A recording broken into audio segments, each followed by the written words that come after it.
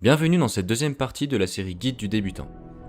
Dans cette vidéo, nous allons parler de cet immense arbre de compétences qui peut avoir l'air intimidant au premier coup d'œil. Nous allons aussi identifier les différentes ascendancies et leurs utilités. L'outil que j'utiliserai ici, que vous pouvez trouver dans la description, s'appelle PoE Planner. Cet outil permet de prévoir un build et de le sauvegarder sous forme d'URL, facilitant ainsi votre expérience de leveling.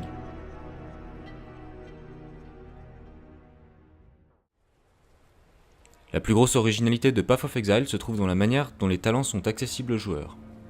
Étant donné la taille de l'arbre de compétences, aussi appelé Passive Tree ou Skill Tree, je ne vais pas détailler chaque node utile à votre build.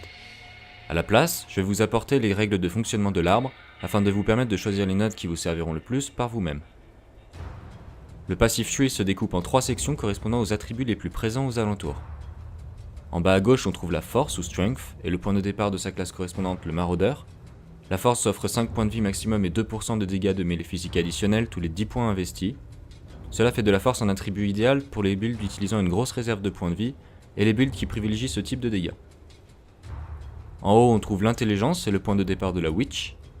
L'intelligence offre 5 points de mana maximum et 2% d'énergie shield additionnelle tous les 10 points investis. Les builds qui utilisent le plus cet attribut se focalisent plus sur une défense basée sur l'énergie shield ou la keystone Mind Over Matter, évoquée plus tard. En bas à droite, on trouve la dextérité et le point de départ de la ranger. La dextérité offre 20 points de précision ou accuracy et 2% d'évasion additionnelle tous les 10 points investis, en faisant un attribut essentiel des builds utilisant l'évasion.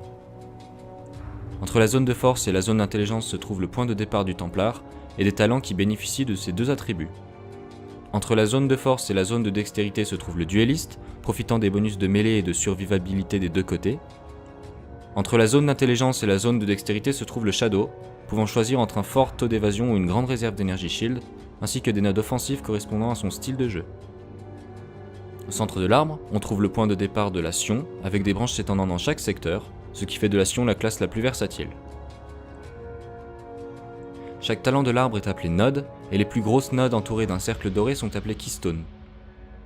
Les nodes sont très variés et sont positionnés à proximité des classes qui en ont le plus l'utilité, mais peuvent aussi être retrouvés plusieurs fois dans différentes zones pour permettre aux classes d'en profiter sans traverser tout l'arbre. Les keystones sont plus rares, positionnés à des emplacements stratégiques et déterminent la direction dans laquelle étendre votre arbre de talents. Des exemples de keystones primordiales sont Mind Over Matter, qui vous permet de mitiger les dégâts subis en les appliquant à votre mana avant votre vie, Blood Magic, qui vous permet d'utiliser vos skills grâce à vos points de vie, mais votre mana est retiré complètement, et Arrow Dancing, qui confère 40% de chances supplémentaires d'esquiver les attaques projectiles au prix de 20% de chances en moins d'esquiver les attaques de mêlée. Certaines nodes de l'arbre ressemblant à des sockets sont appelées Jewel Sockets, et permettent d'intégrer des jewels à votre build. Les jewels sont des objets que vous gagnerez tout au long de votre progression, et qui possèdent jusqu'à 4 modificateurs. Ils peuvent apporter des bonus assez conséquents pour renforcer certains aspects de votre build. On peut aussi trouver des jewels uniques spécifiques à une compétence ou spécifiques à un attribut, et ces jewels sont appelés Threshold Jewel, jewels de seuil, car leurs bonus sont souvent activés à partir d'un certain seuil de points répartis dans leurs environs. On trouve aussi des nodes qui confèrent uniquement 30 points d'un attribut spécifique, très utiles pour gagner un boost dans cet attribut lorsque vous en manquez. Au cours de votre leveling, vous serez souvent amené à mettre un point ou deux dans ces nodes, même si juste temporairement. À chaque niveau gagné, on obtient un point, dit point de passive, à ajouter à l'arbre. Durant votre progression, vous trouverez aussi des quêtes permettant d'obtenir des livres de compétences qui vous ajoutent des points supplémentaires. Le niveau maximum dans Path of Exile étant 100, un total de 99 points plus 22 à 24 points dépendant de votre choix dans une quête de l'acte 2 sont disponibles. Cependant, il est plus réaliste de viser un total d'environ 110 points, les niveaux de 90 à 100 étant très laborieux. En partant de ce total de points, une manière efficace de prévoir votre arbre est de sélectionner les éléments intégraux de votre build, keystone, node ou quantité d'attributs particulières, et de trouver le chemin le moins coûteux pour les relier au point de départ de votre classe. De là, il vous reste à distribuer des points aux nodes qui vous sont utiles, à proximité de votre chemin. De manière générale, si prendre une node vous fait faire un écart qui coûte plus de 2 ou 3 points, et que cette node n'est pas indispensable, elle n'en vaut pas le coup. Lorsque vous êtes satisfait de votre arbre, il est encore possible de faire quelques vérifications pour optimiser votre build. Regardez si vos nodes connectées sont toutes reliées par les chemins les plus courts, ou si votre arbre ne fait pas de détour pour récupérer un paquet de nodes disponibles pour moins cher plus loin. N'oubliez pas que la manière dont vous répartissez vos points n'est pas définitive, comme 24 points appelés Refund Points vous sont offerts au cours de votre progression par le biais de plusieurs Book of Regret, et vous permettent de rembourser les points de votre arbre dont vous n'êtes pas satisfait. Chaque fin de ligue vous offre aussi une réinitialisation complète optionnelle de vos points, et il existe un item de currency appelé Orb of Regret, échangeable pour un refund point.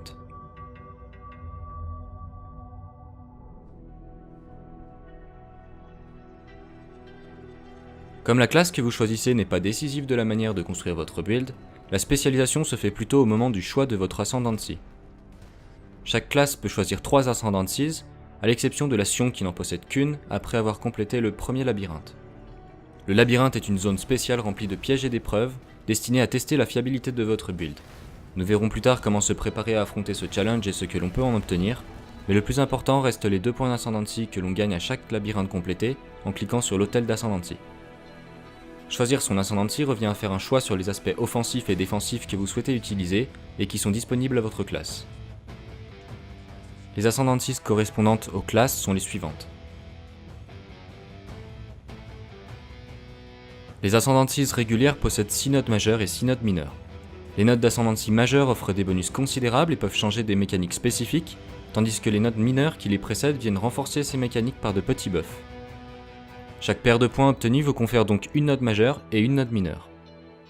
L'exception à cette règle est l'Ascendancy de la Sion, appelée Ascendant.